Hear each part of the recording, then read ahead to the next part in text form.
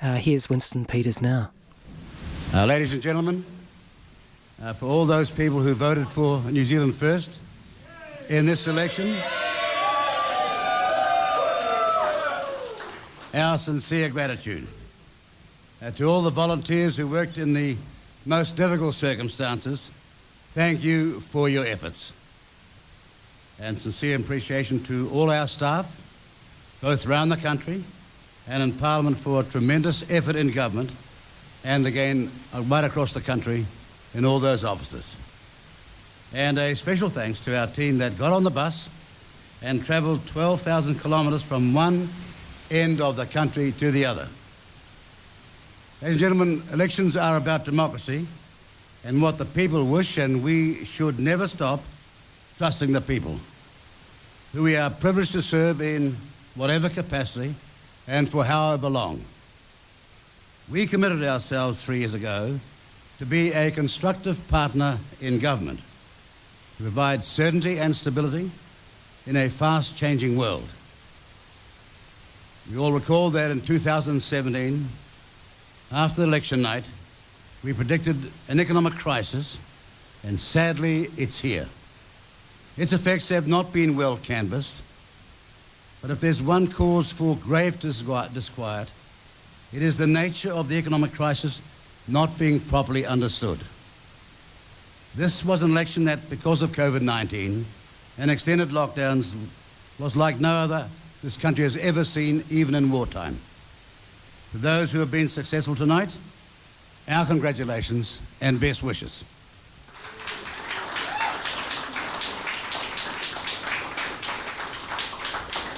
For 27 years, there's been one party that's been prepared to question the establishment and challenge authority.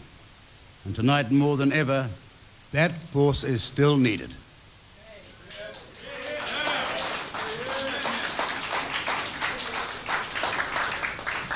For in any challenge, it is the preparedness to stand up and take on the challenge, win or lose, that really matters.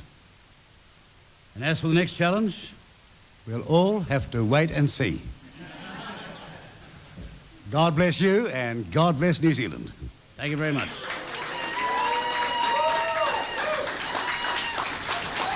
We're going to go to Tauhina and Diane in the Situation Room very shortly to get some analysis on that speech from Winston Peters. I'm not sure that we learned an awful lot there just yet, but we'll get them to go over that. We want to go to Nicole McKee from the ACT Party, who will be coming into Parliament on these numbers. Congratulations, Nicole.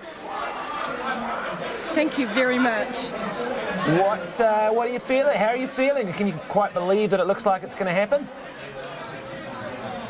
I'm really, really excited. I'm excited because we've got a really great team of candidates in behind us, and there's going to be more than one voice of David Seymour in the next term of government, holding this government accountable for the policies and ideas that they put forward over the next term. What do you want to achieve personally? Sorry, something's just gone really loud. That's all right, it has got loud, I can hear it in the background. Just wondering what it is that you want to, if there's something you want to try and achieve personally in Parliament. Well, of course, fair firearms law is something that I do want to look very closely at for the firearms community of New Zealand, but it's actually not just that. When I entered the party, it was looking at what was happening to the farmers, it was looking at the COVID debt recovery, it was looking at making sure that my children, my 4 kids, would be able to afford to buy their own home, and so much more than just the firearms. But firearms, for me personally, fair firearms reform is definitely a priority, along with the debt recovery.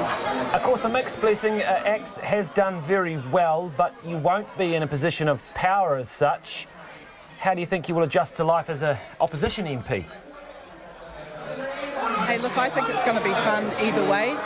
We're going to learn a lot. We all have a lot to learn, but what we can take into Parliament in this next term is going to stand us in good stead, and we're definitely all up for it. ACT MP Nicole McKee, thank you very much for your time and congratulations. Nicole, it looks like she will be in Parliament with amongst Yeah, quite 3 a of few 10. ACT MPs. Yeah, 3 of 10 potentially on the numbers that we're looking at the moment, with 49.8% of the vote in. And I think we've got Michael Woodhouse standing by in Dunedin. Am I right there? Oh, Michael, Lisa here in the studio. Can you hear me all right? Lisa, I can. How are you? I'm very well, thanks, but how are you? I mean, how would you describe the magnitude of this result as it's looking right now for the National Party? Look, there's no way to candy coat it. It's disappointing. We had an uphill battle all the way through to the finish, and we were hoping for a move in the voting compared with the polls. There was certainly a move, but it went in the opposite direction. So by any measure, that's a disappointing result. We spoke to Jerry Brownlee a little earlier, and he said there'd be widespread culpability for this result. So, I mean, what responsibility do you take? Look, I think we've got to acknowledge that the biggest factor at work here has been COVID. There's been a lot of swing towards a government that's obviously been perceived as managing that issue extremely well. I think the fact that almost none of the candidates for National has managed to move against that tide is a measure of the swing against the party. Well, you brought up a homeless guy, your leader brought up obesity in the week before the election. I mean, that's not COVID related. Did you make missteps in the way you handled the campaign? Were you too negative? No, I don't believe so. We've had to hold the government to account all the way through, and I think if you look back on the period when I, myself and Todd Muller at the time were holding the government to account for breaches at the border which were considered unacceptable, National's numbers went up by about 9 points. So I don't accept that there was ever going to be a perfect campaign. There are always going to be missteps by all parties, but ultimately it came down to the weight of support that Labor has had for the management of the COVID outbreak. Are you out of a job tonight? You're number 12 on the list. Too early to tell. Obviously, I'm watching the number of electorate seats being won and lost and the number of list seats that are likely to be part of the makeup of the future caucus. At this stage, I may still have a job, but we've got a long way to go before I'll know. What I am sad about, though, Lisa, is that there are a number of very good colleagues who are not going to be MPs in the 53rd Parliament, and I think that's a real shame for us. Thanks for talking to us this evening. That is Michael Woodhouse joining us live from Dunedin. And let's